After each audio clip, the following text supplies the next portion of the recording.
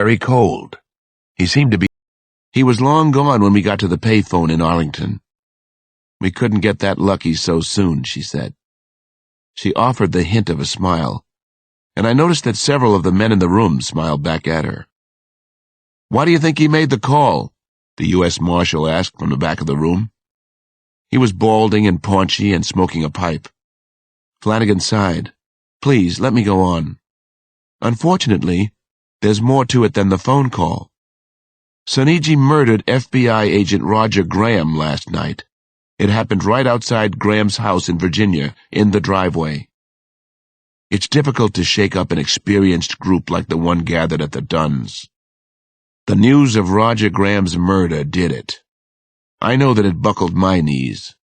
Roger and I had shared some tight spaces together over the past few years. Whenever I worked with him, I'd always known my back would be covered.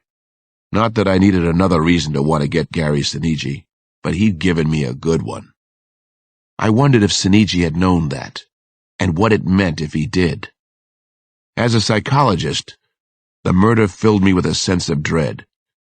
It told me that Soniji was organized, confident enough to play with us, and willing to kill. It did not bode well for Maggie Rose Dunn and Michael Goldberg. "He left a very explicit message for us," Flanagan went on. "The message was typed on an index card, or what looked like a little library card. The message was for all of us. It said, 'Roger Grahamcracker thought he was a big deal. Well, he obviously wasn't. If you work on this case, you're in grave danger.' The message was signed. He calls himself the Son of Lindbergh." Chapter 15. The press coverage of the kidnapping case got down and very dirty right away. A front-page headline in one of the morning papers said, "Secret Service bodyguards out for coffee."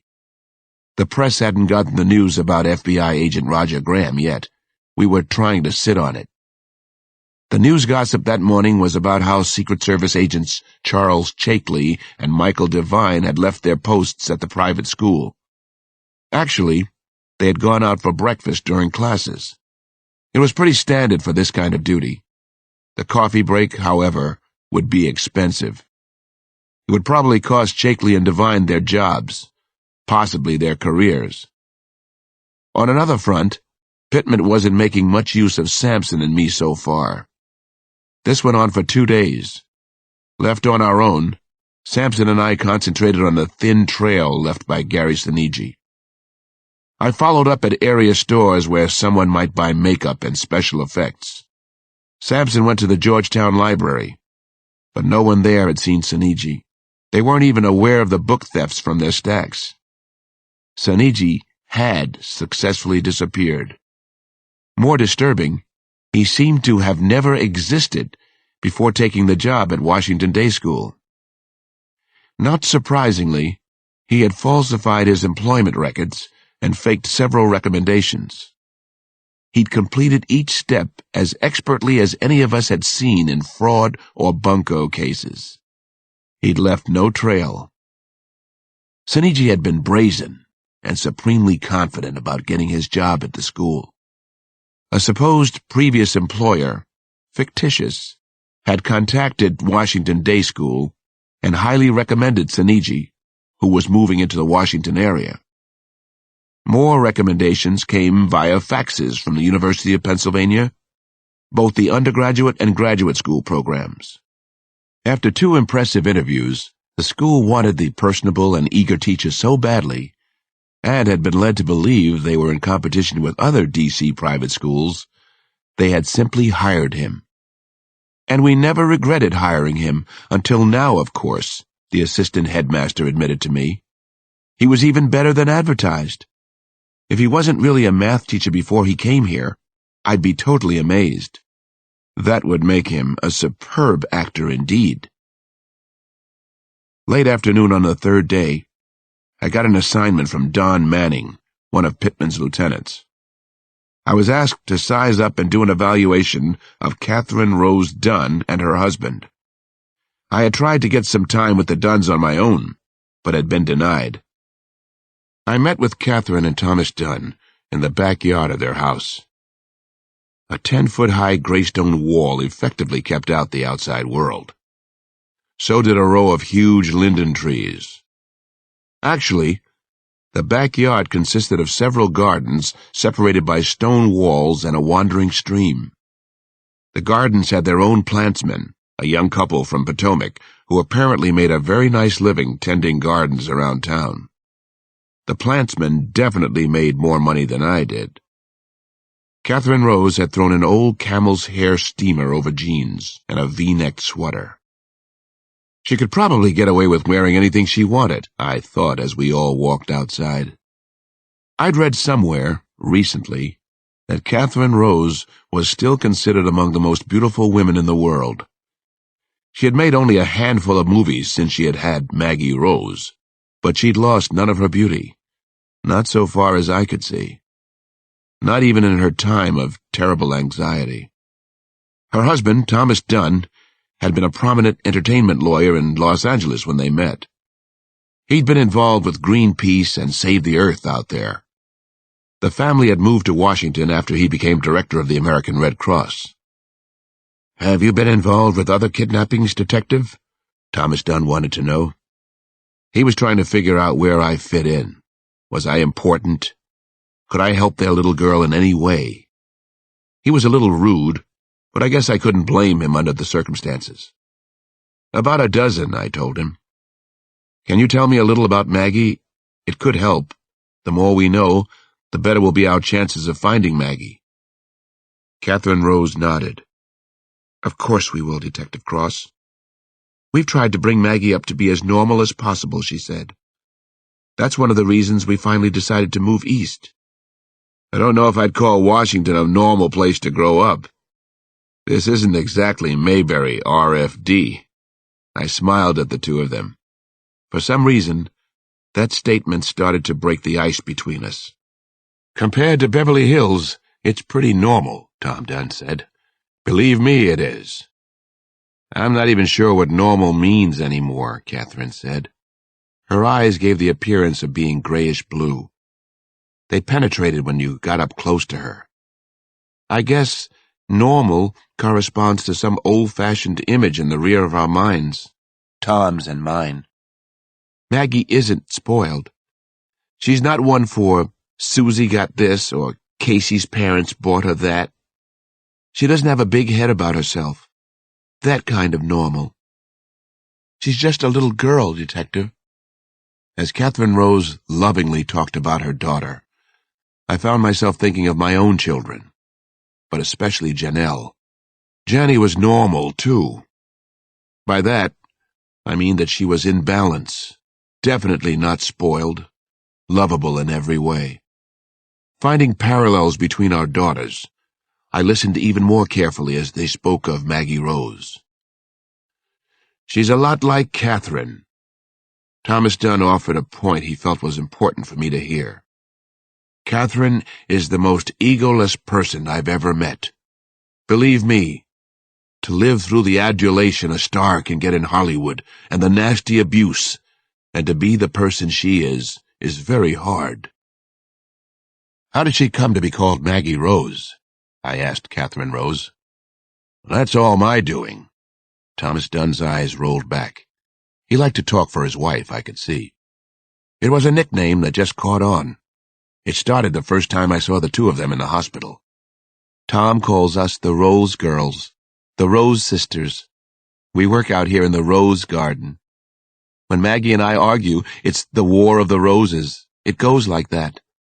They loved their little girl very much. I sensed it in every word they said about Maggie. Soniji, whatever his real name was, had chosen wisely in their case. It was another perfect move on his part. He'd done his homework. Big-name movie star and a respected lawyer. Very loving parents, money, prestige. Maybe he liked her movies. I tried to remember if Catherine Rose had played any part that might have set him off.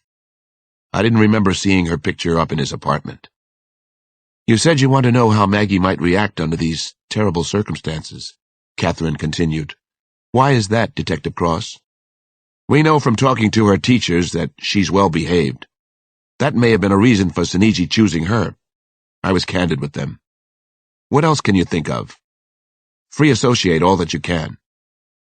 Maggie's mind seems to shift between being serious, very strict and rule-abiding, to having a lot of fantasies, Catherine said.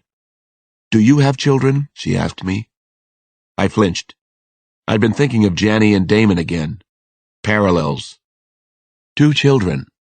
I also do some work with kids in a project, I said. Does Maggie have many friends at school? Tons of them, her father said. She likes kids who have a lot of ideas but aren't too self-centered. All except Michael, who's intensely self-absorbed. Tell me about the 2 of them, Maggie and Michael.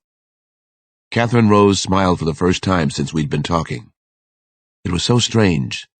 This smile that I had seen many times in movies. Now I was seeing it in person. I was mesmerized. I felt a little shy and embarrassed that I was having that kind of reaction. They've been best friends ever since we moved here. They're the oddest couple, but inseparable, she said. We call them Felix and Oscar sometimes. How do you think Michael would react under these circumstances? I asked. Difficult to judge. Thomas Dunn shook his head. He seemed to be a very impatient man. Probably used to getting what he wanted when he wanted it. Michael always has to have a plan. His life's very orderly, very structured. What about his physical problems? Michael had been a blue baby, I knew. He still had a slight problem with a heart murmur. Catherine Rose shrugged her shoulders. Apparently it wasn't much of an issue. He tires sometimes. He's a little small for his age. Maggie's bigger than Michael. They all call him Shrimpy, which I think he likes. It makes him a little more of the gang, said Tom Dunn. Basically, he's a whiz kid type. Maggie calls him a brainiac. That's fairly descriptive of Michael. Michael is definitely a brainiac.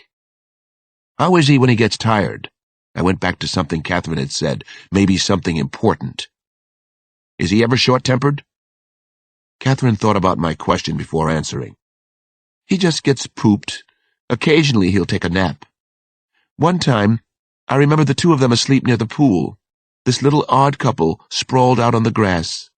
Just 2 little kids. She stared at me with those gray eyes of hers, and she started to cry. She had been trying hard to control herself, but finally had to let go. However reluctant I may have been at first, I was becoming a flesh-and-blood part of the terrible case. I felt for the Dunns and the Goldbergs. I'd made connections between Maggie Rose and my own kids. I was involved in a way that isn't always useful. The anger I had felt about the killer in the projects was being transferred to the kidnapper of these 2 innocent kids. Mr. Seniji. Mr. Chips. I wanted to reach out, to tell both of them everything would be okay, to convince myself everything would be okay. I wasn't sure it would be. Chapter 16. Maggie Rose still believed she was in her own grave. It was beyond being creepy and horrible. It was a million times worse than any nightmare she'd ever imagined. And Maggie knew her imagination was a good one. She could gross out or amaze her friends pretty much at will. Was it nighttime now, or was it daytime? Michael? She moaned weakly. Her whole mouth, her tongue especially, felt like a lot of cotton swabs. Her mouth was unbelievably dried out. She was so thirsty. Sometimes she would gag on her tongue. She kept imagining that she was swallowing her tongue. Nobody had ever been this thirsty before. Not even in the deserts of Iraq and Kuwait. Maggie Rose kept drifting in and out of sleep. Dreams came to her constantly. Another one had just started. Someone was pounding on a heavy wooden door nearby. Whoever it was called out her name. Maggie Rose. Maggie Rose, talk to me. Then Maggie wasn't sure that it was a dream at all. Someone was really there. Was someone breaking into her grave? Was it her mom and dad, or the police finally? Suddenly, light from above blinded her. Maggie Rose was sure it was really light. It was as if she were looking straight into 100